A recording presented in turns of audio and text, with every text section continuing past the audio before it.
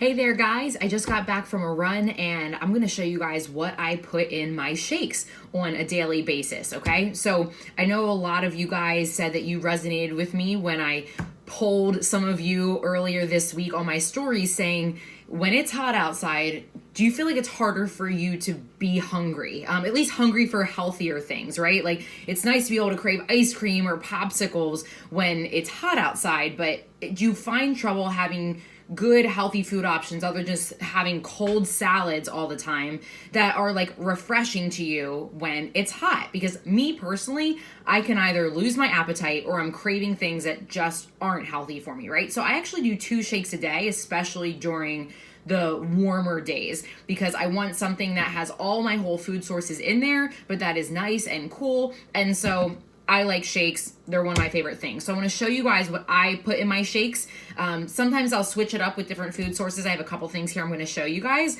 but these are basically the staples of what I do on a daily basis, okay? So when I'm making my shake, I'll do typically anywhere between 12 to 16 ounces of water. Sometimes I'll put maybe about like 4 ounces of like a organic unsweetened coconut milk in there. I typically use I think it's the So Delicious brand. I've also used the Pacific Foods brand, but both of those are unsweetened coconut milk. Sometimes they have like an unsweetened vanilla. You want to make sure that they don't have a ton of fillers in them. A lot of times they'll have carrageenan and things like that.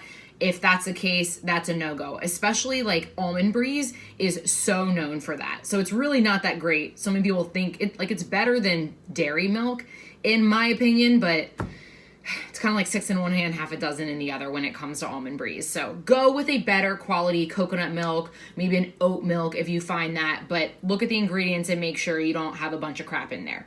Okay, so after I have my liquid, I will always put in my veggies, okay? So the 2 main veggies that I will go with are, I have Swiss chard in here, or rainbow chard, and then I have organic riced cauliflower, okay?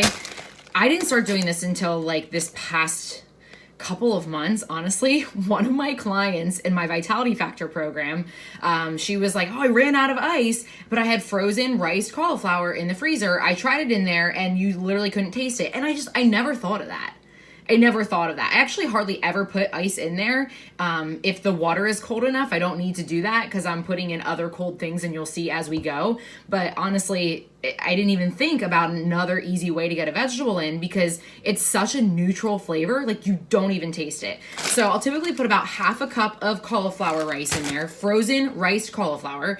And then the green veggies that I feel are easiest to hide in a shake are spinach, or rainbow chard slash Swiss chard. Sometimes I'll do collard greens, but they definitely taste more greeny. So I think these are much more neutral, okay? So sometimes I'll have it fresh, but in here, I pulled this out of the freezer. So I never want my stuff to go bad. I hate spending money on produce that literally goes bad, gets moldy, whatever in the freezer. And sometimes it's just because I don't have to go back to the grocery store or like the farmer's market or whatever every single day to get fresh greens. So I want to get 2 big bushels or whatever you would call them, clusters of rainbow chard, and I'll typically leave 1 in the fridge and put another in the freezer after I have cleaned it. And I'll put it in one of like my stasher bags. It stays good here. It doesn't get like frostbitten. I mean, I use it within a week. I'm not saying leave it there for like a couple of months, but that's what I'll do for my green veggie in there, okay? So typically about, I don't know, like a cup and a half of my leafy greens. I'm not doing spinach right now. I'm doing chard because I could tell I was having some histamine sensitivities or histamine intolerances. If you're somebody that struggles with allergies, itchiness, skin rashes, you want to do lower histamine foods, and spinach is really high in histamine. So I would suggest chard for you instead, okay? So that's my chard. Cauliflower rice. I'm not going to dump all this stuff in here at once right now. It's going to make too much noise. But I would do half a cup of cauliflower rice. And then I'm typically going to take, if I have sliced tiger nuts, I love this because it adds fiber in there super easily. So this is something I started incorporating in the last like 2 months or so. This is Gemini Superfoods Organic Sliced tiger nuts. It's actually a root vegetable. It's not even a nut, but it has a good balance of between like fat and carb. It has a little bit of protein, but it's a ton of fiber. Like literally one serving of this gives me almost half of the fiber I need in a day. A serving is about 4 tablespoons. I would say if you are not used to having that much fiber at one time, go for 2 tablespoons at first. That's what I would do. So typically I will put that in there as well. Little bit of good healthy carbs, some healthier fats, and then great fiber. And it's like a sweet, nutty flavor, but it's pretty neutral in my opinion. I will say for this, you have to blend it up really well. You have to blend it up really well. So if you're someone that's like, ew, I'm really weird with textures, like start out slow with this. Do 1 tablespoon and then increase it up to just make sure that it doesn't become too textury for you. Okay? All right, so I'll put that in there as well. Typically, in one of my shakes out of the 2 of the day, I'm gonna add in my appropriate seeds for seed cycling. I did talk about this in a live. If you guys wanna see that, just put something in the comments and let me know and I'll tag you in that. But I talked about why I do seed cycling. Helps to really balance hormones, especially estrogen levels. So I'll rotate between sunflower and sesame and flax and pumpkin seeds. So I would put a tablespoon of each of these in there. And after I add all like the solid stuff, I'll do the powders. So 2 more things that I would add in here. So I have an avocado here. I typically add anywhere from like a 1/4 to like a 1/2 of an avocado. Get good healthy fats and some carbs in there also. And then maybe like a 1/4 cup of sweet potato. Those are still in the fridge right now. It's kind of warm, so I don't want everything to go bad as it's sitting here on the counter. But typically I'll do that as well. Okay, so for the solid foods, what do we have here? I typically will do about a 1/4 to a 1/2 cup of sweet potato, a 1/4 to 1/2 of an avocado, probably about 2 tablespoons of sliced tiger nuts, veggies, about 1/2 cup of frozen rice cauliflower, a cup to a cup and a half of Swiss chard or leafy green veggie, and then maybe sometimes I'll even put in some nut butter that is made with unblanched organic almonds here. Okay, so what am I gonna do for my powder first? One other thing I forgot to put in here. Okay, there we go. We got it here. So I'm always gonna add stevia because I like my sweetness. So I have Better Stevia by Now. Okay, so I get the organic one. Sometimes I would use this. These are the sweet drops. This isn't organic though, but Sweet Leaf makes sweet drops.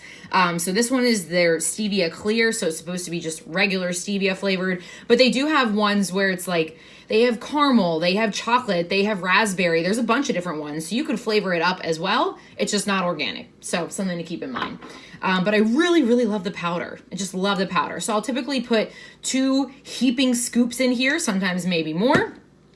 And then I'll start adding in my protein and such. So I actually use this, this is in my preferred product guide. If you guys didn't get that, it's free. I just tell you guys the top supplements that I use myself and that I recommend with my clients.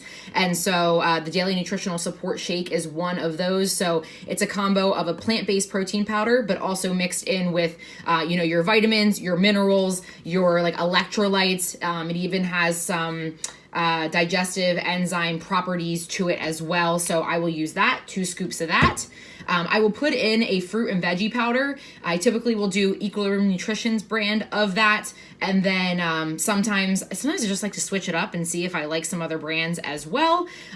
Especially because I have clients that they may live in a country where they can't get access to Equilibrium Nutrition. So I want to find some other option that maybe the company does ship to them. So I recently started trying Douglas Laboratories organic greens and veggies. And I like this. I actually like it. So you can get it on Fullscript if you have a free Fullscript account with me. If not, you can ask for the link and I'm more than happy to give it to you. And you get 15% off. But you want to make sure that it is a gluten-free product. And this one is. So that's my fruit and veggie powder.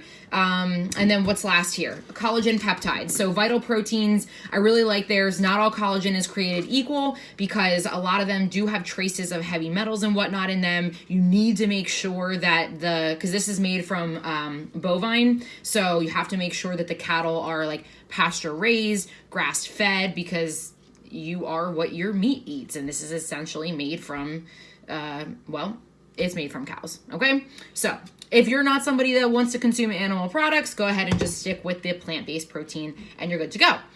So I think we kind of maximized it all here. Sometimes I'll get all like fun and put like half a banana in there. But honestly, guys, I really try not to do fruit that often because yes, it's better than table sugar, but it can still have the same effects on your blood sugar and on your gut as regular sugar. It really can, especially if you're using higher glycemic fruits. So if I do put fruit in a shake, it is kind of few and far between.